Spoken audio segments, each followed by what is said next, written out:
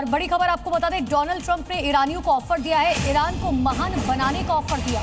Trump ने make Iran great again का नारा दिया। ट्रंप ने साथ में सरेंडर की शर्त रखी है, कहा बिना शर्त सरेंडर करिए, हम ईरान को बहुत महान बनाएंगे। मेक अमेरिका ग्रेट अगेन की तरह ही मेक ईरान ग्रेट अगेन का नारा डोनाल्ड ट्रंप की तरफ से ईरानियों को दिया गया, साथ ही बड़ा ऑफर सरेंडर करने का।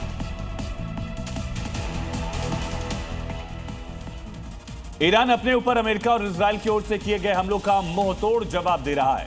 साथ ही वो उन देशों पर भी ताबड़तोड़ हमले कर रहे हैं जो अमेरिका के दोस्त हैं। लेकिन अब खबर आ रही है कि ट्रंप प्रशासन को फारस की खाड़ी में अपने साथी देशों की बढ़ती नाराजगी का सामना करना पड़ रहा है,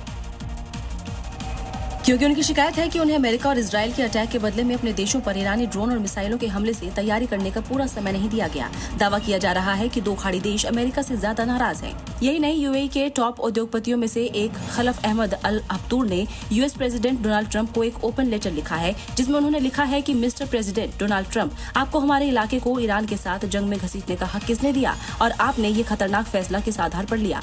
आपको हमारे इलाके को जंग के मैदान में बदलने का हक किसने दिया? तो जंग में ईरान ने जिन देशों को तगड़ी चोट दी है उनमें सऊदी अरब भी शामिल है। अब हालात ये हैं कि सऊदी अरब को अपने डिफेंस सिस्टम पर, यानी जो अमेरिका का डिफेंस सिस्टम है उस पर भरोसा ही नहीं हो रहा है। तभी मक्का की ग्रैंड मस्जिद में दुआ पढ़ी गई है कि अल्लाह हमला करने वालों से बचाए। जंग में ईरान ने अमेरिका के दोस्त सऊदी अरब को ऐसी तगड़ी चोट दी कि अब नौबत दुआओं तक पहुंच गई।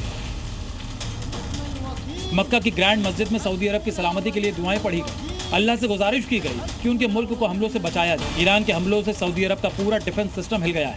अमेरिकी एयर डिफेंस सिस्टम को भी ईरानी हमलों ने नाकाम किया है। सऊदी अरब में रियाद, जेद्दा, प्रिंस सुल्तान एयरबेस और रास तानूरा के सऊदी अरामको की रिफाइनरी पर बैलिस्टिक और ड्रोन से हमले हो चुके हैं। निशाने पर भले ही अमेरिकी बेस हों, लेकिन सऊदी अरब के लोगों को समझ में आ गया है कि अमेरिका के सुरक्षा कवच भी ईरान को रोक नहीं पा रहे हैं। अगर युद्ध लंबा खिंचा तो सऊदी अरब पर और भी हमले हो सकते हैं। शायद इसी वजह से मक्का की ग्रैंड मस्जिद में हमलों से बचने के लिए दुआएं मांगी गई हैं।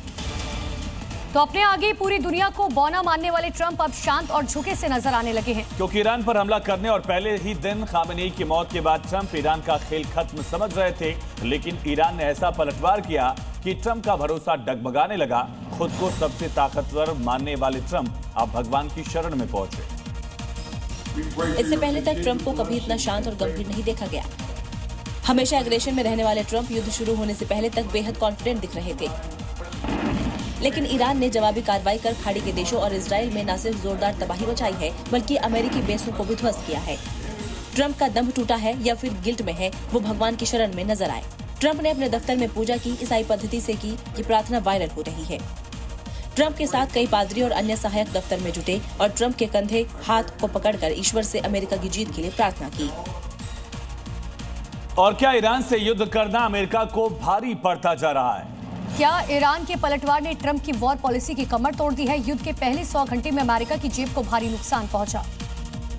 130 घंटे से ज्यादा जारी जंग में अमेरिका ने ईरान के 2000 से ज्यादा ठिकानों पर हमला किया है। जाहिर है, अगर हमला इतना बड़ा है तो खर्च भी उतना ही बड़ा होगा।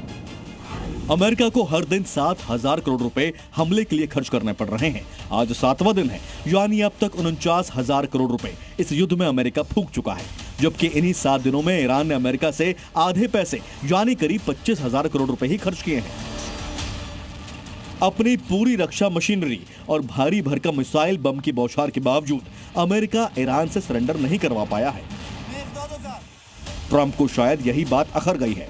भले ही ट्रंप ये कह रहे हैं कि अब बातचीत का वक्त बीत गया है, लेकिन उन्हें इस बात की भी चिंता है कि जंग अगर लंबी खिंची तो आखिर अमेरिका किन हथियारों से आक्रमण करेगा, क्योंकि हमलों में अमेरिका ने बड़ी मात्रा में बम, बारूद, मिसाइल बर्बाद किए हैं। इसीलिए शायद ट्रंप की बॉडी लैंग्वेज भी बदली है।